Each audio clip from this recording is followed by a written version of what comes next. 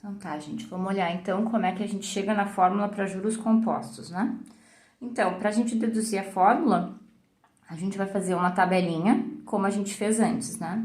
Então, aqui a gente tem o prazo, aqui a gente vai ter o saldo inicial, a gente vai ter os juros daquele período e a gente vai ter um saldo final, certo?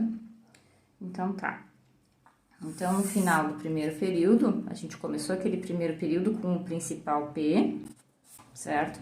A gente vai calcular juros sobre esse saldo inicial, então a gente vai fazer P vezes I, né? A gente tem uma taxa de juros que a gente vai colocar aqui, taxa unitária I, e a gente vai terminar então com o saldo final, que é a soma desses dois, P mais P vezes I.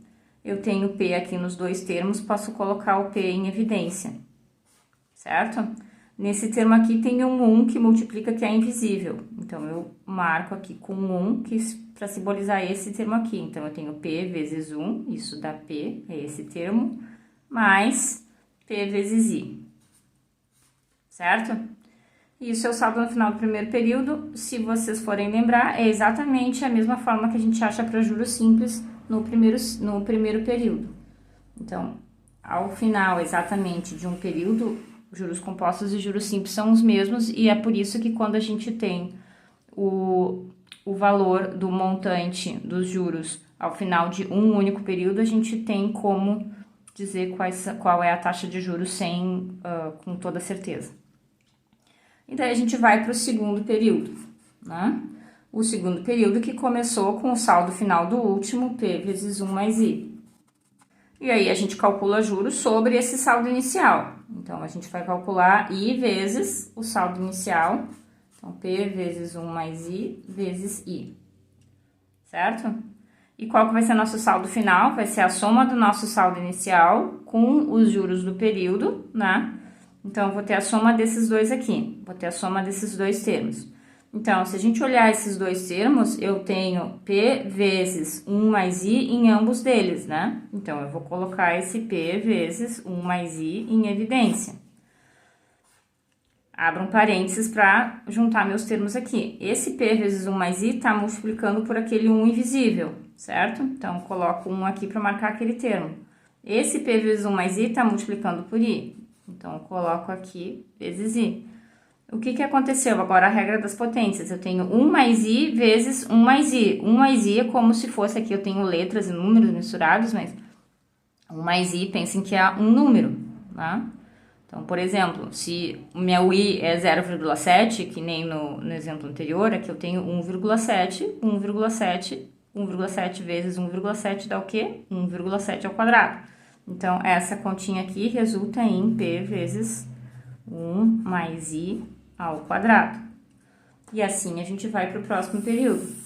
E vocês vão perceber que tem essa brincadeira vai se repetindo.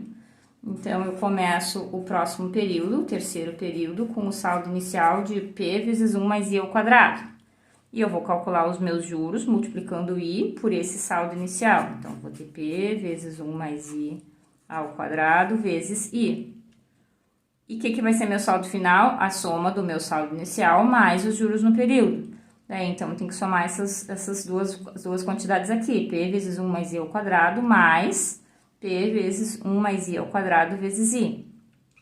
Se eu for somar essas duas coisas, eu vou observar que em ambos os termos eu tenho P vezes 1 mais I ao quadrado. Então, eu coloco ele em evidência.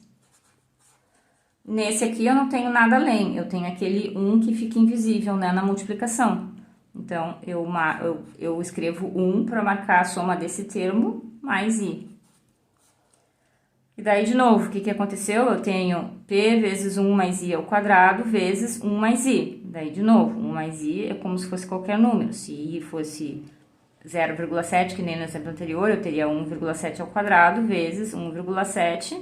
Pela regra das potências, mesmo a base, somam-se os expoentes. Isso vai me resultar em P vezes 1 mais I ao cubo, certo? E essa brincadeira, ela vai se repetir sempre, tá? Agora eu vou fazer um salto aqui para o período N. Então, vamos ver aqui, um salto no período N. Vamos ver como é que começou a história. Quando eu tenho n igual a 2, eu começo com p vezes 1 mais i na 1. Quando eu tenho n igual a 3, eu começo tudo com p vezes 1 mais i ao quadrado, né? Então, lá no meu período n, eu vou começar com p vezes 1 mais i, seguindo essa lógica, né? 1 a menos que n, isso é n menos 1, certo? Ó, que nem aqui eu tenho 3, tenho 2, tenho 2, tenho 1, né? Aqui tem uma potência 1 invisível.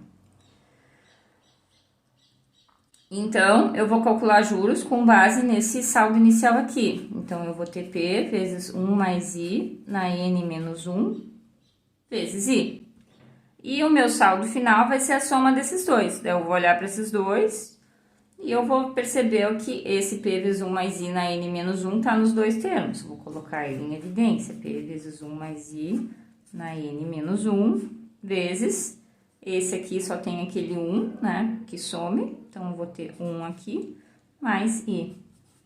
E daí, de novo, assim como em todos os casos anteriores, né, eu vou ter uma multiplicação de potências na mesma base. Então, essa aqui, 1 mais i na n menos 1, e essa é a mesma base na 1. Então, eu vou somar essas duas potências, usando a regra da potenciação, e eu vou ter, então, 1 mais i na n menos 1 mais 1.